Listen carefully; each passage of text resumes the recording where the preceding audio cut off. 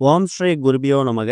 ஓம் ஸ்ரீ மகாபெரியவா சரணம். வரும் ஆகஸ்ட் 8ஆம் தேதி வெள்ளிக்கிழமை பௌர்ணமியோடு சேர்ந்து வந்திருக்கக்கூடிய வரலட்சுமி விரதம். கலசம் வைக்காம எப்படி வழிபாடு நடத்துறது, கலசம் வைத்து வழிபடுறவங்க என்ன மாதிரி வழிபாடுகள் செய்யணும், வழிபடுவதற்கான சரியான நேரம் எது அப்படிங்கிற மாதிரி பல பயனுள்ள தகவல்களை இந்த வீடியோவில் பார்க்க போகிறோம்.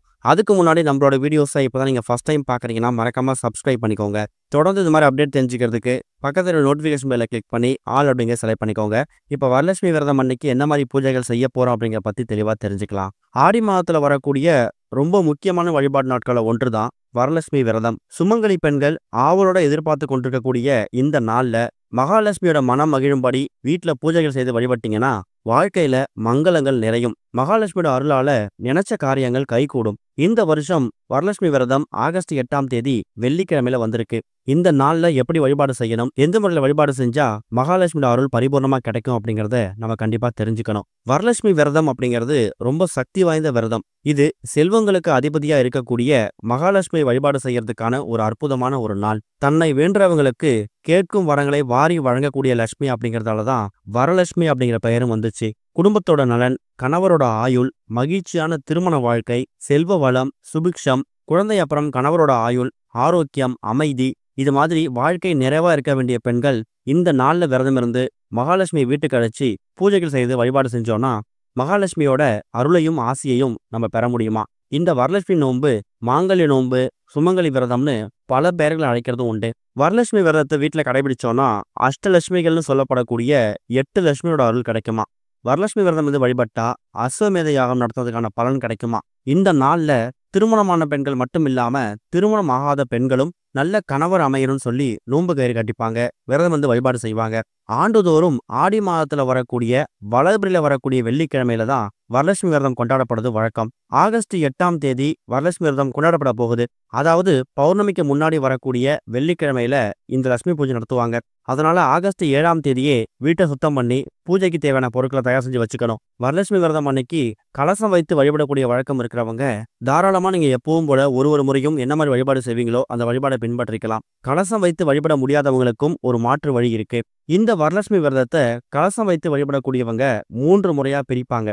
அதாவது வரலட்சுமி விரதத்துக்கு முந்தின நாள் இரவு இல்ல மாலை ஒரு 6-7 மணிக்கு மேல வரலட்சுமிய கலசத்தை தயார் செய்து அதை வீட்டுக்குள்ள அழைச்சி பூஜையில வச்சிடுவாங்க. வரலட்சுமி விரதம் அன்னைக்கு பூஜை பண்ணுவாங்க. அதுக்கு மறுநாள் புனர் பூஜை செய்து அந்த கலசத்தை கலைச்சி விடுவாங்க. இதுதான் வரலட்சுமி விரதம் கலசம் வைத்து வழிபடுறவங்களுக்கு வருஷம் இருக்கக்கூடிய அற்புதமான வழிபாட்டு முறை. எங்க குடும்பத்துல வரலட்சுமி விரதத்துக்கான கலசம் வைத்து வழிபடக்கூடிய பழக்கம் கிடையாது. நாங்க என்ன மாதிரி வரலட்சுமி விரதம் கொண்டாடணும் அப்படிங்கிற நிறைய பேருக்கு ஒரு டவுட் இருக்கும். அப்படிப்பட்ட விஷயங்களுக்கான தீர்வு தான் இப்போ நம்ம சொல்லக்கூடிய வழிபாட்டு முறை.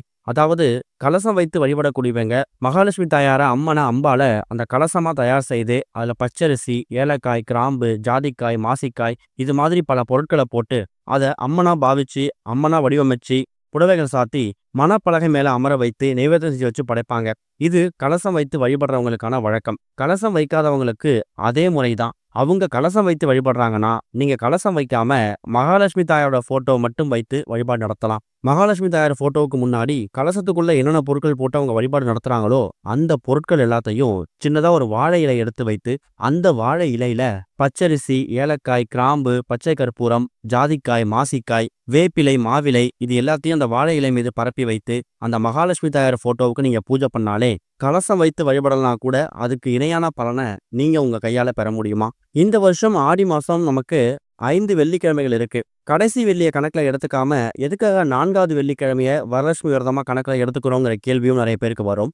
ஆடி மாதத்துல வளர்பிறையில வரக்கூடிய கடைசி வெள்ளிக்கிழமையை தான் நம்ம கணக்குல எடுத்துப்போம். ஆனா அன்றைய தினம் பௌர்ணமி வந்ததால கடைசி வெள்ளிக்கிழமை தேய்பிரையில வந்துடும். அதனாலதான் 4வது வெள்ளிக்கிழமைய வரலட்சுமி விரதமா கணக்குல எடுத்துக்கிட்டு அன்னைக்கு பூஜை பண்ண போறோம். வெள்ளிக்கிழமை அப்படிங்கிறதால காலையில 10:12 ராகு காலம், மதியம் 3:04 யமகண்டம், இந்த 2 நேரத்தை கணக்கு பண்ணி மற்ற நேரத்துல தாராளமா நீங்க வரலட்சுமி விரதத்துக்கான பூஜைகளை செய்யலாம். குறிப்பா நல்ல நேரம் அப்படிங்கிறது காலையில 9:15 மணிலேருந்து 10:15. இந்த 1 மணி நேரம் ரொம்பவே நல்ல நேரம். இல்லை நாங்கள் வேலைக்கு போகிறோம், ஆஃபீஸ் போயிடுவோம், இல்லை வெளியூர் போகிறோம், காலை நேரத்திலேயே பூஜை செய்யறதுக்கு ஏதாவது நேரம் இருக்கா அப்படின்னு கேட்டிங்கன்னா காலையில் ஒரு 6 மணிலேருந்து 7:15 இந்த 1 மணி நேரத்தை பயன்படுத்திக்கோங்க. அதுக்கு சாத்தியம் இல்லாதவங்க காலையில 9:15 10:15 இது ரொம்ப உகந்த நேரம். அந்த நேரத்துல நீங்க கலசம் வைத்து வழிபட்டாலும் சரி, மகாலட்சுமி தாயார் ஃபோட்டோ மட்டும் வைத்து வழிபட்டாலும் சரி, இந்த 1 மணி நேரம் ரொம்ப உகந்த நேரம். மகாலட்சுமி தாயாருக்கு இனிப்புனா ரொம்ப பிடிக்கும். சர்க்கரை பொங்கல், கேசரி இது மாதிரி இனிப்புகள் செஞ்சு வச்சு படைக்கலாம். அதுவும் முடியலையா, ரொம்ப எளிமையா கல்கண்டு பால் இதை நீங்க நைவேத்தியமா செஞ்சு வச்சு மகாலட்சுமி தாயார் ஃபோட்டோவுக்கு முன்னாடியோ, அந்த கலசத்துக்கு முன்னாடியோ தாராளமா நீங்க வழிபாடு செய்யலாம். கலசம் வைத்து வழிபடக்கூடியவங்க வெள்ளிக்கிழமை வரலட்சுமி விரதம் அன்னைக்கு இந்த பூஜையெல்லாம் செஞ்சுட்டு, மறுநாள் சனிக்கிழமை அந்த கலசத்தை புனர் பூஜை செய்து கலைச்சிடுவாங்க. அதே மாதிரி தான் நீங்களும். மகாலட்சுமி தாயார் ஃபோட்டோ வைத்து வழிபடுறவங்க வெள்ளிக்கிழமை காலையில நல்ல நேரமா பார்த்து ஒரு 9:15 10:15 இந்த 1 மணி நேரத்துல மகாலட்சுமி தாயாருக்கு முன்னாடி நம்ம சொன்ன பொருட்கள்லாம் வச்சு பூஜை பண்ணிட்டு, மறுநாள் சனிக்கிழமை நல்ல நேரமா பார்த்து அந்த பொருட்கள் எல்லாத்தையும் நீங்க எடுத்துடலாம். கலசம் வைத்து வழிபடக்கூடியவங்க கலசத்தை அம்மனா பாவிச்சு தயார் செய்து மகாலட்சுமி சோஸ்திரம், கனகதாரா சோஸ்திரம் இது எல்லாத்தையும் பாடிக்கிட்டே வீட்டு வாசல்ல இருந்து அம்மனை அழைச்சிட்டு வந்து வீட்டுக்குள்ள வைப்பாங்க. கலசம் வைக்காதவங்க என்ன செய்யலாம்னா, மகாலட்சுமி தாயார் ஃபோட்டோவை கழுவி சுத்தப்படுத்தி மஞ்சள் குங்குமம் பொட்டு வைத்து பூக்களால் அலங்காரம் செய்து உங்க வீட்டோட நிலைவாசலுக்கு போயிட்டு மகாலட்சுமியே வருக வருக, மகாலட்சுமியே வருக வருகன்னு அந்த மகாலட்சுமி தாயார் ஃபோட்டோவை வச்சுக்கிட்டே நீங்க வீட்டுக்குள்ள எடுத்துட்டு வந்து பூஜை அறையில வச்சிடலாம். பூஜை அறையில ஒரு மறக்காம மணப்பலகை தயார் செய்து அந்த மணப்பலகை மேல நீங்க கலசம் வைத்தாலும் சரி, வெறும் ஃபோட்டோ மட்டும் வைத்து வழிபட்டாலும் சரி, அந்த மணப்பலகை மேல மகாலட்சுமி தாயார் புகைப்படமோ கலசமோ இருக்கிற மாதிரி பார்த்துக்கோங்க. பொதுவா வரலட்சுமி விரதம் அப்படிங்கிறது கணவருக்காகவும் குடும்பத்துல செல்வ செழிப்பை அதிகரிக்கிறதுக்காகவும் பயன்படுத்தக்கூடிய ஒரு வழிபாட்டு முறை. உங்க வீடு பக்கத்துல அக்கம் பக்கத்துல இருக்கக்கூடிய சுமங்கலி பெண்களையும் திருமணமாகாத பெண்களையும் உங்க வீட்டுக்கு வரவழைச்சி வரலட்சுமி பூஜை விரதம் செய்து அவங்களுக்கு தாளிச்சிரடு, மஞ்சள் குங்குமம், பூ, ரவிக்கை துணி இது எல்லாத்தையும் நீங்க கையால கொடுக்கலாம். குறைந்தது ஒரு 5 நபர்ல இருந்து 7 நபர் கொடுக்கலாம். அப்படி உங்க வீட்டுல யாருக்கும் அப்படி கொடுக்க முடியல, பக்கத்துல அக்கம் பக்கத்துல கொடுக்க சுச்சுவேஷன் இல்லை அப்படின்னாலும் நீங்க அதை பத்தி கவலைப்படாம வீட்லயே ஒரு 5 நபர்ல இருந்து 7 நபர் கொடுக்குற மாதிரி பூஜையில பூஜை பண்ணி எடுத்து வச்சுட்டு உங்க வீடு பக்கத்துல கோவில் ஏதாவது போங்க. கண்டிப்பா வரலட்சுமி விரதம் அன்னைக்கு அம்மன் கோவிலுக்கு எக்கச்சக்கமான பெண்கள் வருவாங்க. அப்படி வரக்கூடிய பெண்களுக்கு ஒரு 5ல இருந்து 7 நபர்களுக்கு நீங்க வீட்டுல பூஜையில வச்சு பூஜை பண்ணிருக்கக்கூடிய அந்த தாளிச்சரடு, மஞ்சள் குங்குமம், பூ, ரவிக்கை துணி இது எல்லாத்தையுமே தாராளமா அவங்கள்ட்ட கொடுத்தீங்கன்னா அவங்க வாங்கிட்டு போவாங்க. அது மூலயமா வரலட்சுமி விரதம் அன்னைக்கு இந்த பொருட்களை நீங்க உங்க கையால கொடுத்த பலனை நீங்க பெற முடியுமா?